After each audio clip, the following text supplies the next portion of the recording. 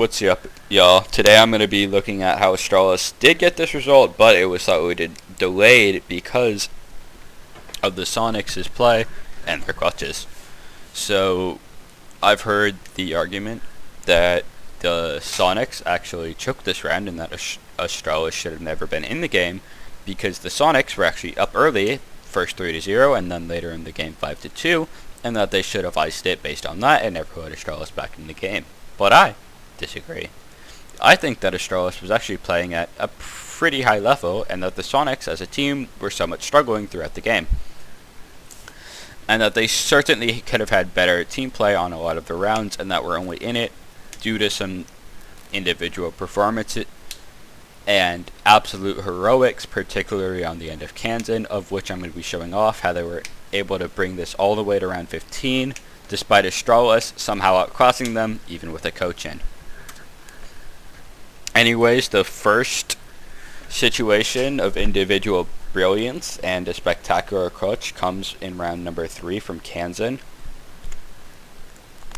Now, key things to watch here is Azami and the combination of Castle and Azami. The take Astralis are going for here is going to be a square take where the main idea is to breach the this square wall with Hibana and then just try to walk in and plant behind the CEO desk. But to be able to do that successfully, you need to have Finka, or just anyone really, repel in the CEO windows to be able to core the sites, to be able to safely walk in and plant.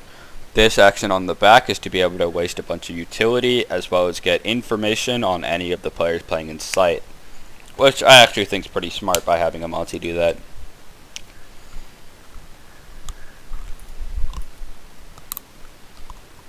Anyways, as you can see, the strength of Azami Castle combination immediately pops up because Iconic is having a lot of issue actually getting the angles he needs in the site. He's eventually able to do so, but that's only after wasting literally all of his utility. And sure, he gets a kill on Grixer, but that certainly doesn't happen on average, and wasn't even intentional by him. But a kill, for the purpose of the round, not purposes of strategical, but for tactical purposes, a kill's a kill. So moving on, we get 2 kills the observer can't see, so I'm sorry, I don't know exactly where those actually happened. But regardless, the result is a 3v4 for Sonics, as well as Kanzen being completely out of toxic canisters because he wasted them all on the weak side at a minute left. As well as Super being stuck in this corner because of the Hibana breach that no one is playing on. But Super doesn't know that. Anyways, Yeti gets aggro and stuck and is eventually picked from square due to making his presence extremely known. Super is down, leaving Kanzen completely alone in a 1v3. It should be a 1v4, but Astralis decide not to drone despite having drones and shuttles hands. Which in my opinion is a bit of a mistake because sure, you can say don't drone while J9 is planning, but J9 probably shouldn't be planning here. He has all of the time in the world. He has no need to rush a plant when the cover is just frankly not in order. Kanzen gets a free kill there, but Kanzen shouldn't win this because there are people on both sides of him. But Kanzen hits a nasty shot on Monty on the exposed head, and then another really nice shot through the holes of the exposed floor ice. Okay, I'm going to be showing you one more clutch to show how great the individual performance was from Kanzen specifically, but really all of Sonics that put them all the way to round 15, despite Astralis having some great team play rounds that if I were to show I'd have to make another video for, which I may or may not do. Anyways, this round is open area, and one thing that I want you to focus on, because I think this decided the round, was intel. Now, Astralis, despite Valk being open, as you see the defensive bans Arcade and Echo, so Valk is completely open, Astralis elect to run a Oryx instead of a Valk, which in my opinion is a bit of a mistake, because this leaves Alibi as their only intel operator, and yes, they do have Castle, and Castle has a BP, but Castle, curiously, did not put down his BP. So, the only intel they have is Aruni gadgets, which can be easily shot, and while aren't completely useless, are not something that are fun to have as your only intel. And intel is huge because it allows Grixer to push deep without anyone knowing, presumably droned and called out by Super, so nice job to him for that. And Sonics are able to get site control without clearing Astralis' roam with a minute and a half left in the round. Very good by them.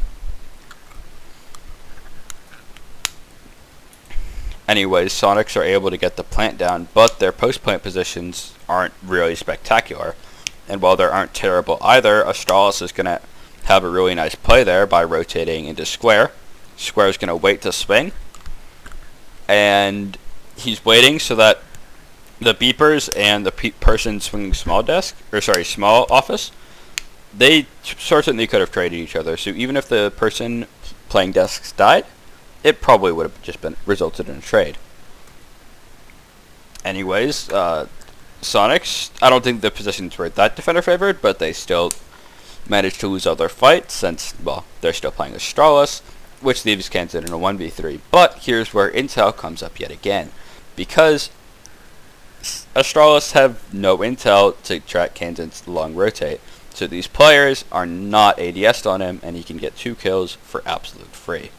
The third kill is just full speed running at him, and Kanzen gets another free clutch, or not a free clutch, insane gun skill by him, but another clutch that should have never happened, swaying the game in Sonics' favor, and causing them to push them over the finish line and finally get to OT, which of course they would lose in.